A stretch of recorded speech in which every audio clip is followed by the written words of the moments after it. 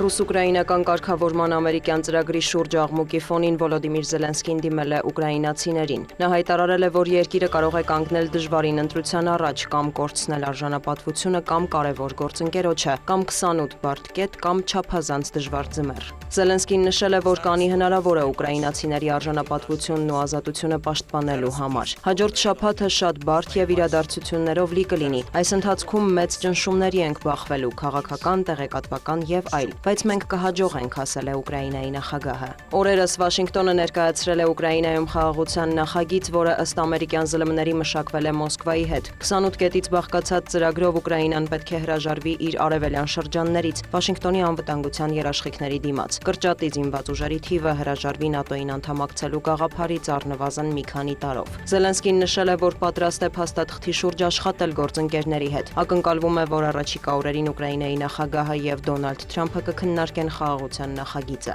Զելենսկին արդեն հեռախոսազրույց է ունեցել Մեծ Բրիտանիայի, Ֆրանսիայի, Գերմանիայի եւ Իտալիայի ղեկավարների հետ, կրկնել, որ հույս ունի այսուհետ էլ ստանալ Եվրոպայի աջակցությունը։ Ուկրաինայի նախագահը զրուցել է նաեւ Եվրամիության եւ ՆԱՏՕ-ի ղեկավարության հետ։ ԱՄՆ փոխնախագահ Ջեյդի Վենսի հետ հեռախոսային բանակցություններից հետո էլ Զելենսկին հայտարարել է, որ համաձայնել է խորհրդատվական մակարդակով աշխատել Ամերիկայի եւ Եվրոպայի հետ, հստակեցնելու ամերիկյան ծրագրի մանրամասները։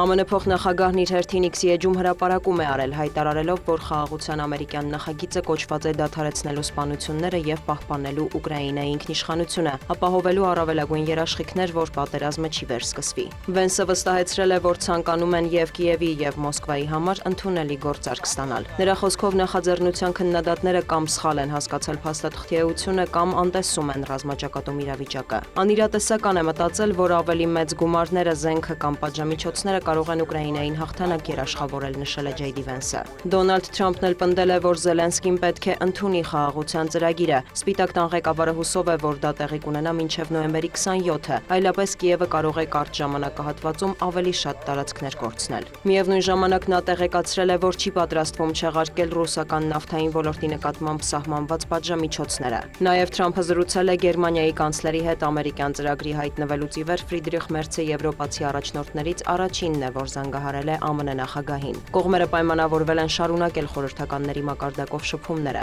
Եվրոպական կողմն ավելի վաղ հայտարարել էր, որ ուկրաինական հարցով որևէ գործարք չի կարող կնքվել առանց Եվրոպայի կարծիքը եւ շահերը հաշվի առնելու։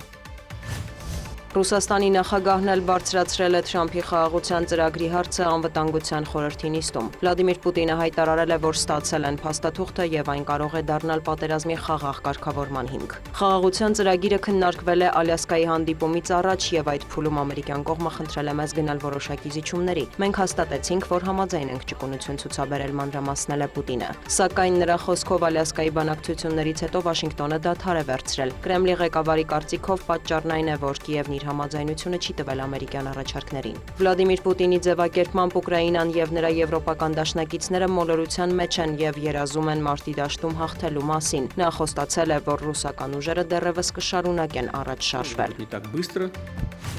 Նորվեգիայի վարչապետը G20 գագաթնաժողովում հայտարարել է, որ եվրոպական մի շարք երկրներ քննարկում են Ուկրաինայում հակամարտության կարգավորման սեփական առաջարկը, որը պետք է այլընտրանք դառնա ամերիկյան նախաձեռնությանը։ Յոնաս Գարստերեի խոսքով եվրոպական կողմը ցանկանում է միավորվել ու հավասարակշռված տարբերակ մշակել, որը կհասցեագրի Միացյալ Նահանգների առաջարկած ծրագրի վիճահարույց դրույթները։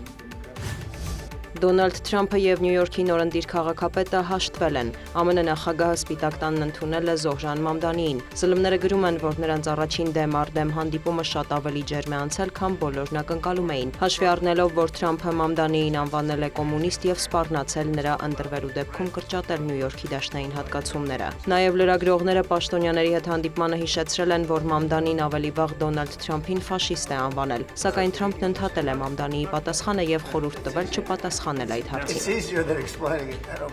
ԱՄՆ նախագահը հավելել է, որ պարզվում է Մամդանին եւ ինքը զարմանալիորեն շատ ընդհանուր գաղափարներ ունեն, ցանկանում են զարգացնել Նյու Յորքը եւ միասին կպայքարեն հանցավորության դեմ։ Ավելի վաղ Մամդանին նաեւ մեղադրել է Թրամփի թիմին Իսրայելին աջակցելու համար։ Նյու Յորքի քաղաքապետը մամուլի ասուլիսում կրկնել է, դատապարտում է իր ձևակերպմամբ Գազայում իսրայելական ուժերի ցեղասպան գործելավոճը, սակայն պայքարելու է հակասեմական տրամադրությունների դեմ։